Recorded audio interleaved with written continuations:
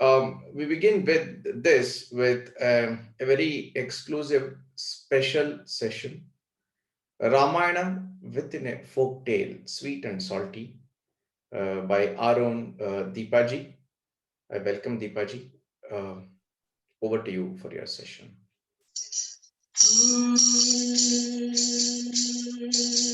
Come, listen, everybody. Come, listen, everybody. That's all you have. Story, come.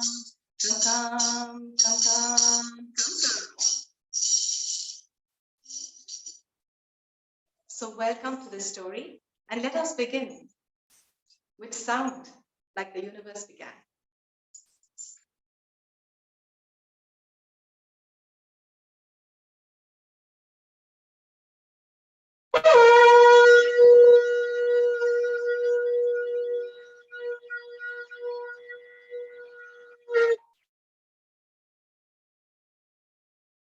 This story takes us to a small village once upon a time where they lived a nice, happy couple, Subbamma, an old woman, and her husband.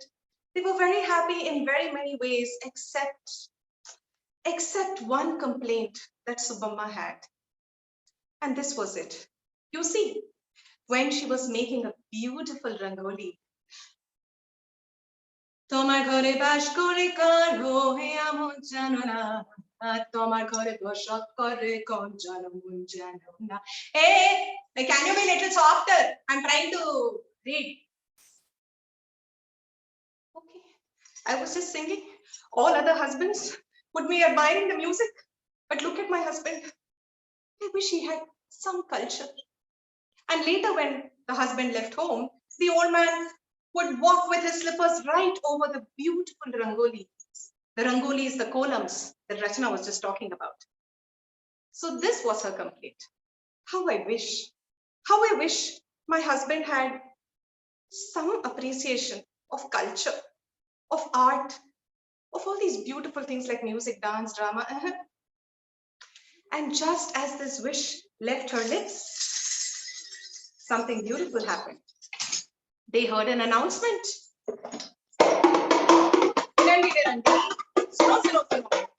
Listen, everybody. Coming to town is the storyteller, Goran Nagaru. Oh, wow. Goran Nagaru is coming to town. Subbamma was so excited. And you should know why she was so excited. Because you see, Goran Nagaru was like Ranveer Singh, like Allu Arjun, like Shah Rukh Khan. He was the rock star of storytelling. Oh my God, big fan. I'm so excited. She turned to her husband and said, you must go and see him, huh? This was her big hope, that watching Goran Nagaru, perhaps her husband would get some introduction to culture. And so she prepared his dinner and packed him off, because that is when the storytelling begins in the villages, you see. After dinner, once the lamps are lit, in the temple under the banyan tree, all of the people would gather and listen all through the night. And so our man also went. He went and he went and he went. On the way, catching up with friends. And he went and he went and he went, and of course, reached super late. He was so super duper late that all he could do was sit right behind, at the end of the audience, found himself a nice pillow, settled down, rested his back, and went to sleep. And then began Goran Nagaru, the storyteller.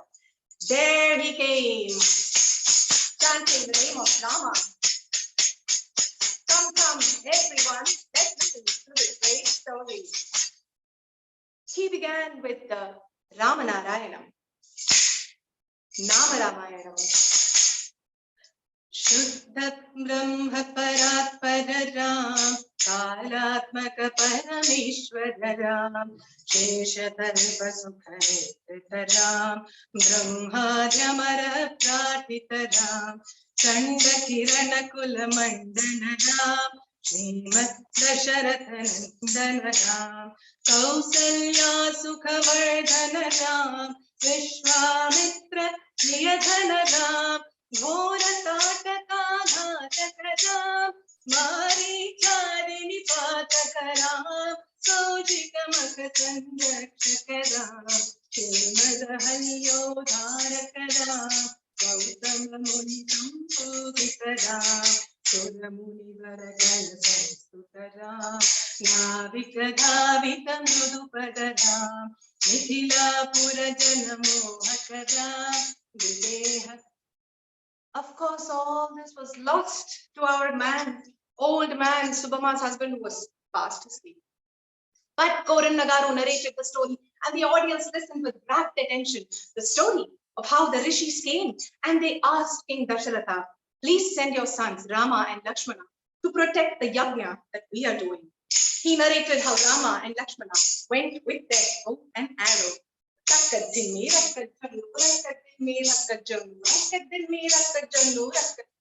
They protected the yajna while it was safe and as it came to its end.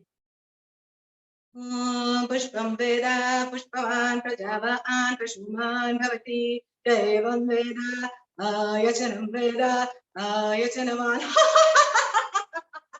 The demons began to come and dance all around, and that is when Rama took aim with his bow.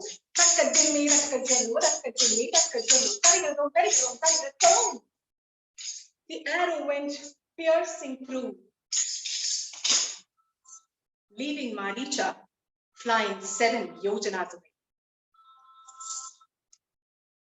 Then Koran Nagaru narrated of how Rama and Lakshmana were taken to the palace of King Janaka, where there was a Swayamvaram, and in the Swayamvaram won the hand of Sita in marriage. Sita Kalyanam Vaibhogame, Radha Kalyanam Vaibhogame, Sita. And the audience heart was filled with the joy of the song, of the emotion, of the wedding. And that's when Koran Nagaru said, what happened after that in their marriage, I will tell you tomorrow. And he left. Koran Nagaru left, and slowly all the people left. One lady was distributing prasad to everybody. So she put one laddu in our Subhamma's husband's mouth. Old man woke up, went back home, knocked on the door, tuck, tuck, tuck, tuck, tuck, tuck, and the wife opened. How is it? How is the storytelling? Sweet, he said. Huh? Sweet, she thought. And then, oh yeah, Rama saved the yajna, and then Rama and Sita got married. That's such a lovely news. That is sweet. Oh my God, my husband is getting some appreciation of culture. Subhamma was really thrilled. Next night, once again, she packed up the husband, and off he was again, this time too. And once again, he went talking to everybody, killing time as much as he could. When he reached, once again, he was late. Sat right behind against his favorite pillar, settled in, and yawned. Koran Nagaru was about to begin his storytelling when a little girl who loved the stories and loved Koran Nagaru realized she was late. She looked here and there. She couldn't get a good view. She was too short. And then she saw this old man. So she climbed onto his shoulder, sat right there, got a lovely balcony view, and enjoyed Koran Nagaru's storytelling for night 2. And then Koran Nagaru went on about, oh my dears, the great life of Rama and Sita was not filled with the beauty and the luxury of the palace. No, it wasn't. But they had to go away and live a frugal life among the birds and the bees in the forest.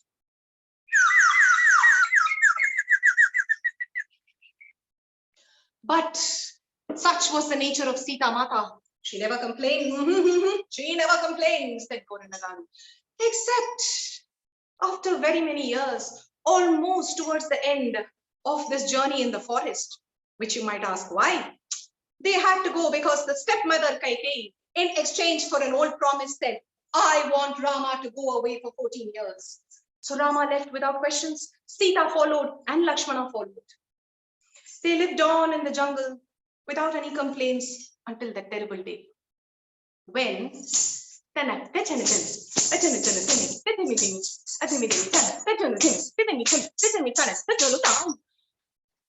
Sita was so fascinated with the deer she saw, but it escaped her, and she was uncharacteristically obstinate on that day. I want that deer. I want it at any cost, she insisted. Rama left, and then Lakshmana too. Not before protecting her with a rekha and asking her not to step out. Both were gone, said Gorinagaru, and at that time arrived a man who we all thought was actually a harmless poor mendicant. He came there and asked, Mata Bhiksham Dehi. Mata Bhiksham Dehi. But when Sita, forgetting all the rules, stepped out of the Lakshman Rekha to hand over the arms to him,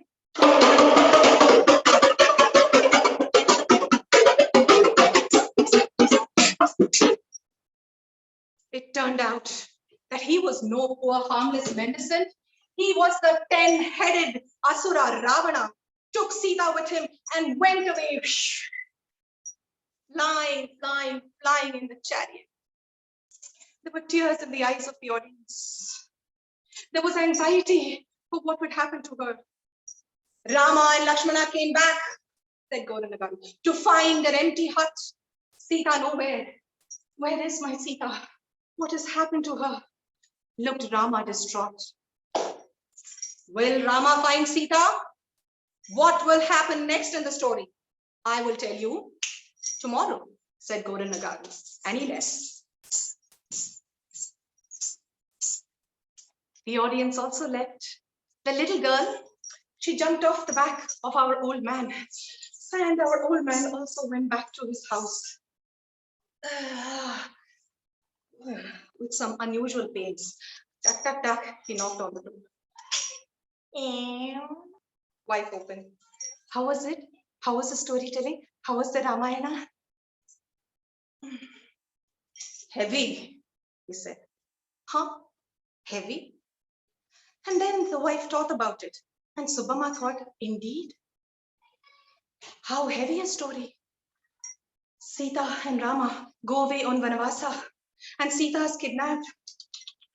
Oh my God, my husband is not only appreciating art, he's also finding the vocabulary and adjectives to express it. Heavy like a heart. She was delighted as hell. You must go tomorrow also, huh? Huh? Okay, that was it. The next night, once again, Gorinagaru left most unwillingly. He was done with all these nights.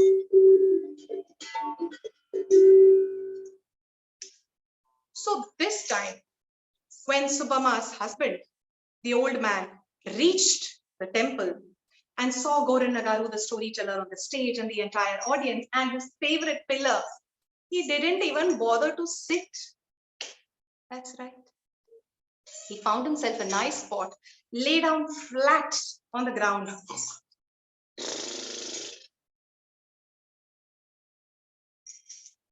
And there he slept.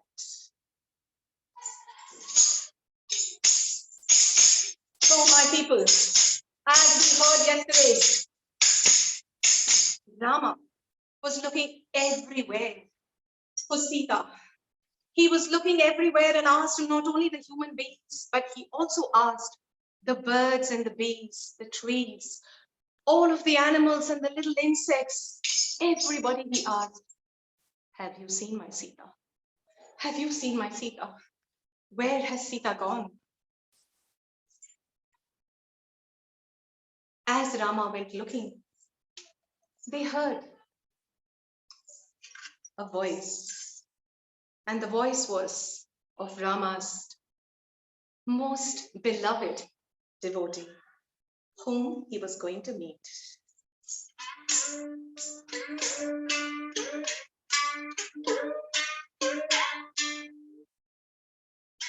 Ye tirukananu dayajucheda poinavam sotamarama नातरमाभवसागरमेघन नलिनगले क्षणरामा श्रीरघुनन्दन सीतारमणा श्रुतजनपोषक Rama कारुण्यालय भक्तवरदनिनो कण्डदिकालो Rama.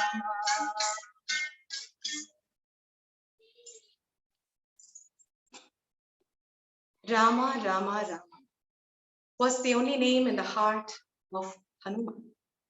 Yes, it was Hanuman who was praying to Rama, Sita, and to see his Lord without Sita, he was worried and anxious and said, we will do what we can. I have the entire Vanara army with me. I will bring all of them. We will help you. Please do not worry, my Lord. And so Hanuman did. He went and brought the entire Vanara army. The whole lot appeared in just a fraction of a second. Monkeys and bears and squirrels and all. And of course, King Sugriva also. Everybody was there to help Lord Rama. They got the information that Sita had been taken right across the ocean to the land of Lanka by the Asura Ravana. Someone had to go and find out what was happening and let her know that Lord Rama is here and is going to come to rescue her. Yes, yes, someone has to go, said Hanuman. It will be you. Me, said Hanuman, who always doubted himself, who was always uncertain about his own potential, his power and strength, until Lord Rama looked right into his eyes and said, yes, you, Hanuman, you shall go. You can do this and you will do this. I have my faith. And just with hearing those words, Hanuman became large enough to traverse across the mountain. And he did, all over the ocean waves.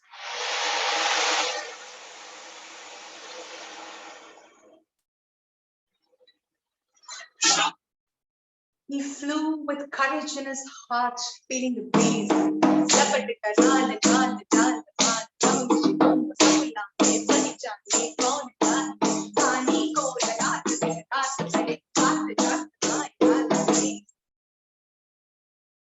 Hanuman traveled, but not without his challenges. On the way, he had to meet and greet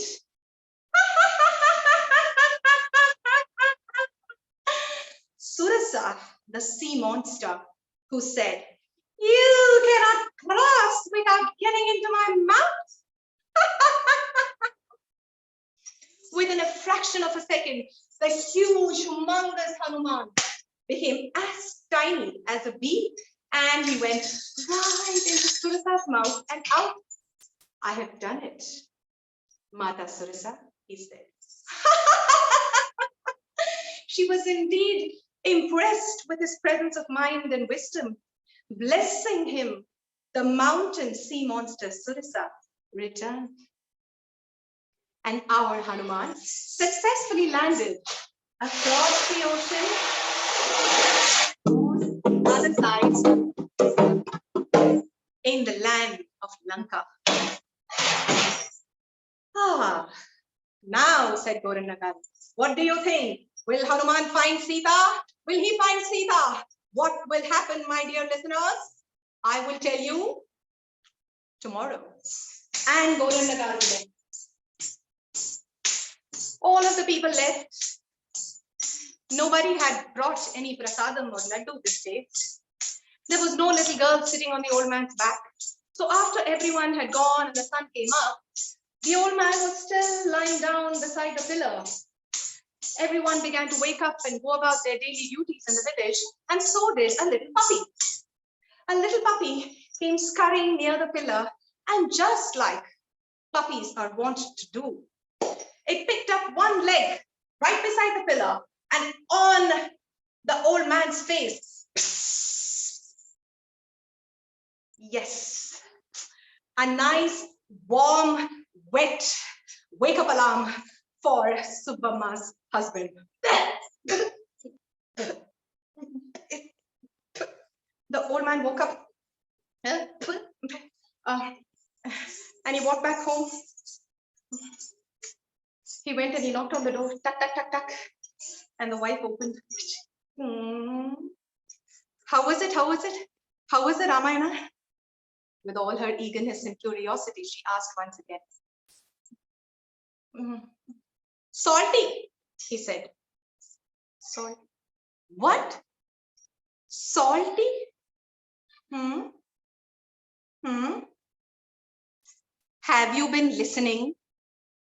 With that straight look, she asked, where it is very difficult to lie in response. And the old man went,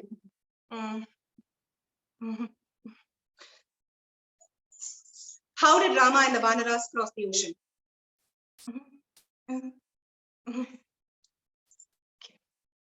Who helped Rama? Who is Rama? So you have not been listening. You've been fooling me around.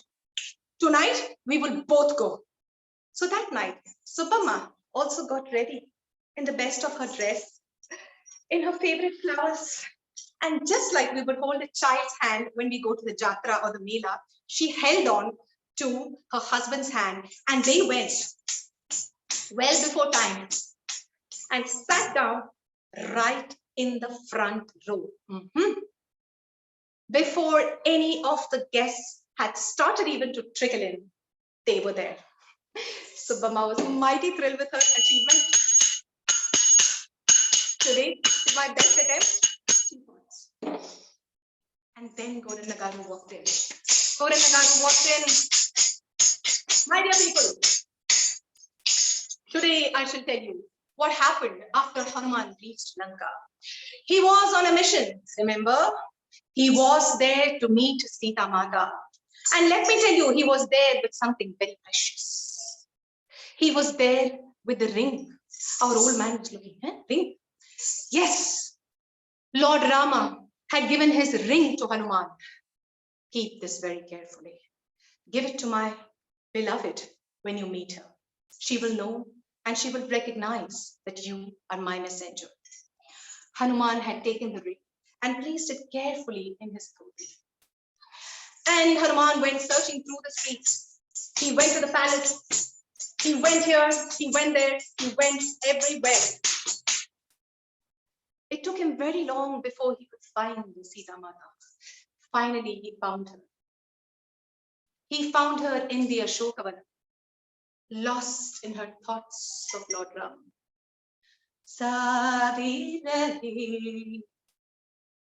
There she was, all by herself.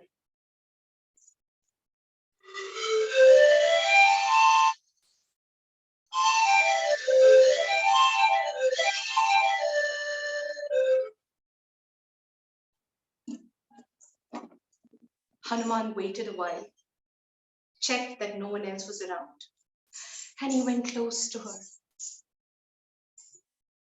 He was so glad that he had found Sita Mata.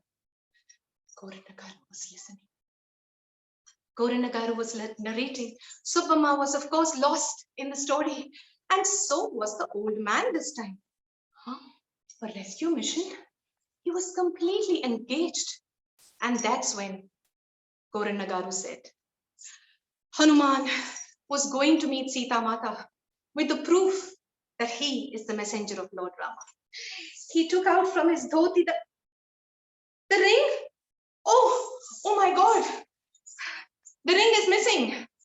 Goran Nagaru turned to the audience and said, Hanuman has misplaced the ring. What will Hanuman do? How will he go and meet Sita Mata without the proof? What will he do, dear audience? Can somebody help me? He asked the audience. Subbamma's husband, the old man who was sitting right there in the front, he was so taken up. How can this rescue mission be completely a disaster? Not possible.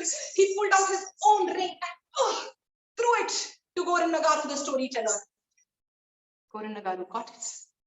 Thank you. Thank you very much. Tucked it in his dhoti and said, this man in the audience Listen, each and everyone in the village. He is a true listener. He is indeed a divine listener. Govindagaru continued the story of the rescue and of the operations of how they all came together and finally went to Ayodhya together. Anandam, anandam, anandami, anandam, anandam, anandami, anandam, anandam, anandami. The story of the joyful ending as they reached Ayodhya. There was celebratory spirit everywhere, but most of all, the celebratory spirit was in the heart of Subbamma. Anandam, Anandam, Anandam, she danced because now her husband had culture. That is the story that's called Sweet and Salty. It's called What Happens When You Listen. A story about listening itself.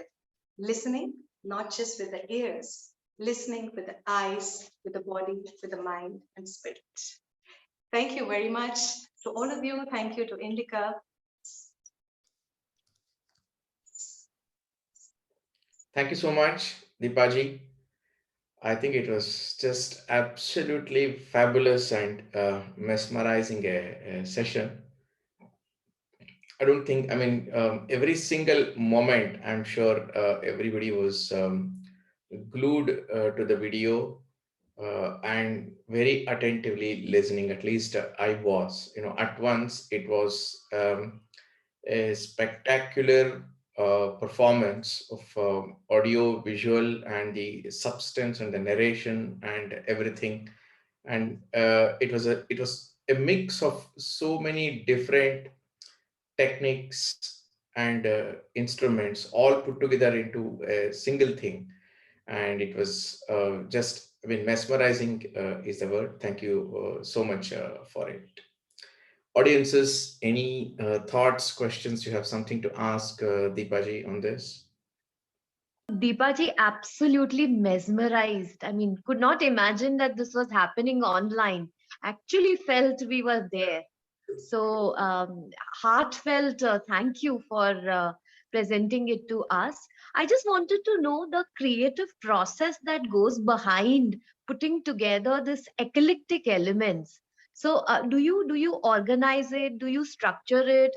Do you leave certain things for the moment? I mean, what happens? How is this beautiful product, a wholesome product, prepared back end as a creator? Thank you for that question. I have been asked this before. I'm still trying to understand and arrive at it, because when I do arrive, I'm sure I'll be able to, articulate and also maybe train others in it. But broadly, I would say that I can go another level back, which is I have a training in Bharatanatyam. I'm trained in, I've learned a couple of musical instruments, violin and flute. I have also been with All India Radio for 5 years, which is why I'm comfortable even if nobody's camera is on, because I'm used to that blind medium. I studied literature, and I have worked with Anupama Kailash, the Kuchipudi dancer, danced Kuchipudi, and also, been through the process of how they create dance ballets, where I have been the Sutradhar. I do the narration and the dance happens. I'm mentioning all this because I realized that all of these come together in trying to imagine how to put it together. So I think my primary structure, I imagine, is a bit of a dance ballet structure. In my head, I would imagine it that way. And then, yeah, spontaneity is only in the, of course, like we all spoke about in oral traditions, there is the unscripted. So if I was doing a live, there would be a lot of interaction. That would be the spontaneous element. Otherwise, no, I don't go unprepared. I go heavily prepared, heavily prepared. And even this morning, I rewrote my script. I find that very helpful. It always helps me when I do that. And even when I'm writing, I'm mentioning where I'm going to dance or where I'm going to play what, where I'm going to whistle, even that. It's just that level of scripting is required as a preparation, I believe, and to be ready for the unexpected. To accommodate that is the next step. But definitely something like this, I cannot afford to go without preparation. Yeah, broadly, this is how I would say. I think my reference point is the dance ballet structure. Thank you so much. I think God has created you for storytelling. The way you said everything comes together. Thank you. Thank you. Have a great day. Enjoyed your presentation also. Yeah.